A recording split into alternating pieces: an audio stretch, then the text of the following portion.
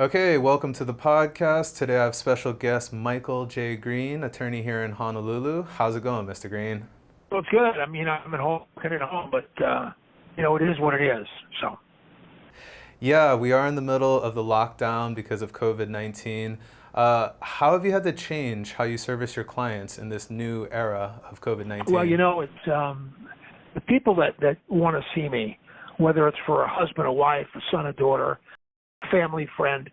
We have free consultations like many lawyers do, but for me personally, it's the personal contact in my office that's so important.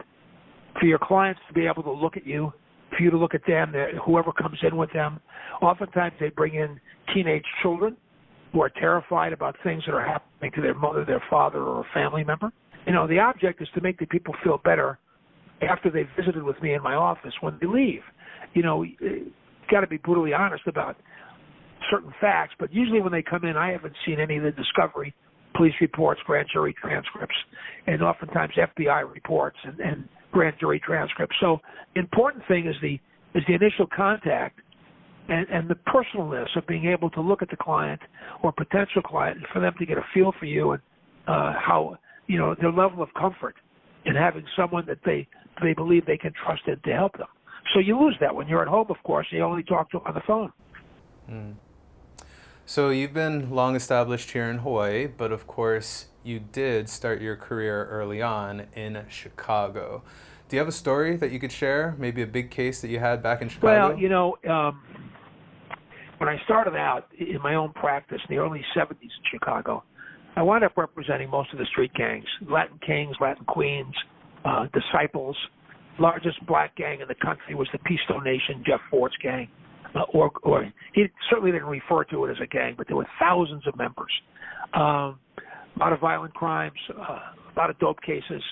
But over the years that I was there, I also, and I'll talk to you about that a little bit, wound up in Miami representing Colombians and Cubans, mostly on dope cases, represented the cartel in Mexico. They had people that were muling dope and money, guns also, out of Miami to the West Coast and up through the Midwest. But I think the most important case in my career, where I kind of hung it up and sold my practice and decided to relocate, was 1985-86. I was hired by the Cleveland Cavaliers to represent a guy who was their first-round draft pick, a guy named John Hot Rod Williams. I can talk a little bit more about the case because he passed away some years ago at the age of 53. But he was accused in New Orleans by the prosecutor down there of conspiracy to commit sports bribery, and that common term for that is fixing games, basketball games. Mm-hmm. And of course, it's $1 billion industry betting on sports. And then we had nationwide coverage, ESPN every day, and he was accused not only by the prosecutor, but 4 of the stars testified against him. They all took money to fix 2 games for sure, which was Southern Miss and Memphis State. And there was an agreement to fix 3 more that never happened. So there was a conspiracy, but actually they testified to 2 fixes. And they said, they couldn't control the game. It was the big guy, my client, that controlled everything. And it was a major, major case. And it was dismissed by the judge in 85 for prosecutorial misconduct. Louisiana Supreme Court sent it back in 86 for a retrial. And we won the case in 86. And John went on later on to sign the largest basketball contract in history at the time. That was before the Jordan days and things like that. He got $26 million from a team in Miami, and the Cavaliers had to match that. He went on to a pretty good career, and he was a terrific young man. He'd come out and visit us in Hawaii once a year, and it was a wonderful relationship. And as far as cases I've done, they have a tendency to repeat themselves. Hundreds and hundreds and hundreds of violent crimes, dope cases, but to have a case where you're hired by one of the biggest franchises in the NFL and the NBA, and to have the United States audience looking at this case, all the featured reporters for the sports pages came and watched the trial. So it was a great case for me. And even when I do cases in the South now, there are lawyers down there that want to talk about Hot Rod Williams. Wow, yeah, definitely. I've also bumped into you, and you have told me stories about the 80s, South Beach, Miami specifically. Could you tell us a story about South Beach?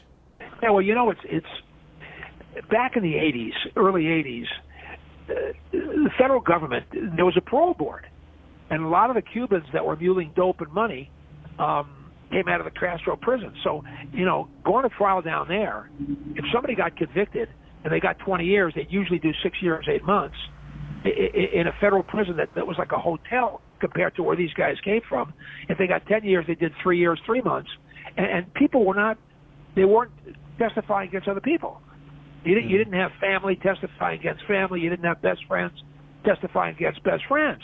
And there was so much dope down there that these guys that were muling dope in banana boats that went 80, 90 miles an hour full of dope, if they saw what they thought was a patrol coming at them, they simply dumped everything in the water. So the Coast Guard, before they got to them, everything was dumped, and people that used to walk up and down the beaches of Miami, for example, every once in a while a package would float in, they'd grab it and they'd sell it. There was also so much dope that if somebody got busted down there with a pound of, usually it was cocaine, the feds didn't even bother with it. They turned it over to the state, and you can get a year in jail for a pound or 2 pounds of what today the feds get you for that. You could be starting at 10. So it's all changed after the 80s when there was no parole board. There's cooperation agreement all the time, and in drug cases, there's usually one or more people that are testifying against other people in the conspiracy. So it's changed dramatically, and it was like the Wild West down there. You'd stay in a hotel in Florida, and the first language was not English, and everybody down there was either a federal agent or somebody charged with a crime, and it was pretty crazy. How did you get sort of into that circuit from Chicago? Well, I started doing cartel cases, guys coming out of Florida. They hired me to do dope cases down, and it was in the Bible Belt. But they had cars with a lot of secret compartments, a lot of dope, a lot of money. I was all over the country. The last one was in Dalton, Georgia. The one before that was in Tucumcari, New Mexico. So I was all over the place. And some of the people that saw me down there and doing those cases had people that were from Miami who were actually flying out of Miami, picking up dope, or they were bringing in dope in planes, putting it on boats. So one thing just simply led to the other. There was just a lot more dope and a lot more money involved, and then people, eventually these planes didn't know what to do. The people with the money didn't know what to do with it. I mean, there were banks. I did a case in San Antonio where bankers got indicted for money laundering, and in one trial, the second trial were all the people that were bringing in, and that particular case, it was tons of marijuana from Mexico.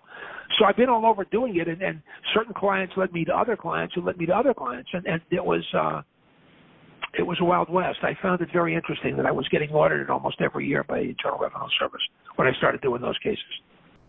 Wow. What do you think led to that calming down? Was it the penalties? Was it just a natural progression? Because it's certainly not as crazy anymore. Well, first of all, I think they probably get 10% of the drugs that are coming into the country today. Oh, wow. Still only 10, huh? Oh, yeah. It's being a little bit more sophisticated how they're doing it. When you look at some of the narco programs on Netflix, 70% of the cocaine in the United States back then in the 80s is coming from Colombia. There's still dope coming in from Colombia. And I saw something the other day where, because of this pandemic, people down in Colombia are thinking that our federal agents and police personnel are more concerned about the pandemic and people getting really sick, and they've taken officers off areas where they'd be monitoring planes. I had a case I investigated about a year and a half ago where the dope, they say, was coming in on military planes from Colombia. So I mean, it's still going on. The question is how much they can get off the street, but it's still a major source of revenue from South America and Mexico. Wow. So you had a big time career in Chicago. You had, of course, down in the Bible Belt, South Beach. You had a lot of narcotics cases. You're known around town here in Hawaii as the high-powered attorney with the custom tailored suit, and I bumped into you, and I once asked you about your shoes, and you said they were blue ostrich skin boots. So where did your sense of fashion and style come from? Was it some of your experiences down south? It was I was single until I was in my 30s, and I kind of lived alone, and for whatever the reason was, I was very style conscious, and places that I would travel to and see clients and do things like that, they were style conscious, and one guy led me to his tailor, and I looked at his tailor, and he started making clothes for me, and then some started making shoes for me, and it's I just think that if somebody hires a lawyer and they walk into court with a lawyer, the lawyer should look like a lawyer. Now, the lawyer, pardon me, but the lawyer doesn't have to look like a pimp. But the point is that he should at least appear to be successful and gain some respect as to how he looks when the person walks in. So, I can tell you that if I'm doing a major drug case, I can guarantee I'm not going to wear a red tie and red shoes and some gold watch. But I think if it makes me feel good in the morning, and my wife or kids say, "Dad, you look nice this morning," and I've had them say, "Dad, you don't want to wear that," and I've taken it off. But I just think that it gives me a sense of feeling good about myself, and it's a clean look. And listen, when I was in Chicago, not only did I wear a suit every day, but I went home, I showered. If I went out for the evening, I put on another suit. So, I was just used to wearing suits. So it's part of my everyday life, and I wear a suit virtually every single day I go to the office, whether I have a court appearance or I'm just seeing clients. I think it's important to look like a lawyer and look clean and be proud of the way you look. And hopefully your clients are proud when you walk in and say, that's Michael Green, he's my lawyer. That's important to me. Yeah. And what specifically, have you been fixated on one specific piece of fashion? For example, ties, maybe sunglasses, maybe that little, is it like a handkerchief that goes in the pocket square? What's been your latest kick? Wear a pocket square in Hawaii, you're going to get beat up. So I don't wear pocket squares in Hawaii. but I have, it's like people that are addicted to drugs. I'm addicted to ties. It's just the way it's been that way for years. And sometimes when I have racks of ties, I'll go through them, and I'll try to pick out things for the week, and I'll see I have the same tie twice. I must have really liked it the first time. But, no, I have an addiction to ties and sometimes sunglasses. Listen, I know lawyers that are addicted to cars, and they're addicted to watches. That's not my problem. It's really neckwear, ties, and just things like that. And if you look good, you feel like you look good, and your suit fits you, and it's not all wrinkled in the back or in the pants and stuff like that. It gives me a feeling of being a lawyer and looking like a lawyer. Absolutely. So, unfortunately, we're all on a lockdown. Right now it's April 9th. We got at least until the 30th for this lockdown. Now that you're at home, and I guess you don't have as many opportunities to go out and put on the suit and everything, what's been something that you've taken comfort in or have liked for the change and now working from home? Well, my office manager is sitting right across the table from me as we're speaking. I have stacks of files. Even without this pandemic, I work 7 days a week. I bring the work home on the weekends, and I usually work a couple hours Friday night. I want to take a little time off because I've worked hard that weekend. But usually Saturday afternoon and Sundays, I could put in, if I'm in trial or getting ready for trial, I could put in 10 or 12 hours in those 2 days combined. And right now I'm going over some discovery with her and some billing records we're sending to our clients in the Philippines and things like that. But I miss the personal stuff with my clients. I have 2 phone calls I have to return this afternoon that people want to talk to me possibly about hiring me on 2 new cases. Guy called me from Alabama yesterday on a civil case they want me to do here. I miss the personalness of that. But, hopefully we'll all get back together. I have my staff. Obviously, I still pay them. And it's important to me because I'm as good as they are, and they make me better. So I just miss being around the lawyers in my office and the staff, and just to sit around and talk story, even if it's something that's not coming up that's really, we're looking at someone that's in a lot of trouble or in a lot of pain. And we see a lot of pain in my office almost every day of the week, people that are in pain, and we try to make it better for them if we can. You can't be successful with everything, but as long as you know you've done the best you can, and the people know you've given them everything, even if they're not exactly always thrilled with the result. We do the best we can. So criminal law defense, civil law, running your own office. I know these are high stress things. What do you do to unwind and relax? Well, I came here 31 years ago, and I play golf on Saturday morning with two of the guys I've been playing with for 25 years out in Eva. And with the first group out, there's usually four of us, sometimes five, and we finish, we just sit around and talk. And I still stay in touch with some of the guys I went to college with 50 years ago. I spoke to some of them last week. And, my family's really close. A Filipino-Chinese wife. Come home sometimes, there's 10 or 15 people at the house, and I'm not sure how many are still living there or not living there.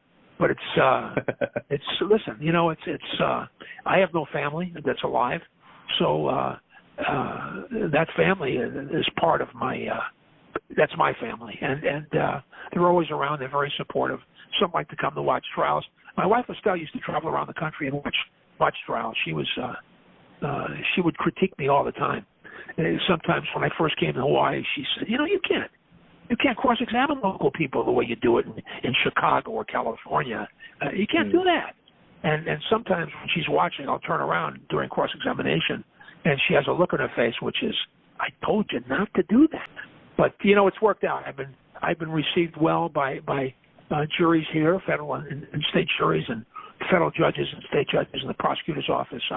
I treasure a lot of friendship I have in the prosecutor's office, both federal and state, the public defender's office, and in our private sector. I love the lawyers here. And I think we have some of the best judges I've appeared in. And I've been over 20 states representing people before I came here. We have some of the finest judges I've ever had the pleasure of appearing in front of. So listen, it's not a perfect system, but it's one of the best I've ever had the pleasure of working in. All right.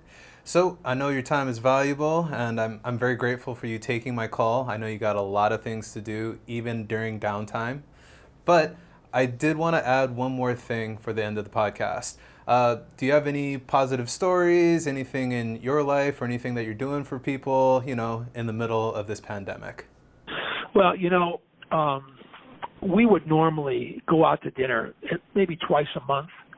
My wife's a great cook, but, she needs a break also. So now we're trying to order 2 or 3 times a week takeout from restaurants that we would go to when they were open for business. We want to support them as best we can, and we try to make sure that we're more available to go pick up food from these restaurants. People that we have some work that needs to be done around the house or outside in our grounds. We have them come over so we can keep them employed. These are tough times, and I've been blessed to be in Hawaii, and I never ever will take for granted what the people in this state have done for me and how they've reached out and they've been kind to me. So the very least we're going to do is pay back, and we try to give money to charities, and especially during this time, try to reach out to people that are hurting for money and for work and things like that. That's what we're doing, and I feel good about it. Oh, very good. Any other closing comments or thoughts that you want to add towards the end? This is the greatest place I've ever been, and we have the best people, and I have no doubt that we're going to bounce back. These are going to be tough times for a while. I mean, tourism is most of our revenue in this state. It's going to be a while before it comes close to being back to what it was. But people care about each other in Hawaii, and I have no doubt that together we'll all get past this, and we'll be back to where we were very soon. Absolutely, that's a very good message for our listeners. So, thank you very much for your time, Mr. Green. I really appreciate you participating in the podcast. Happy to talk to you, Nick. Be well, buddy. All right, you too and your family. Thank you. All right, bye.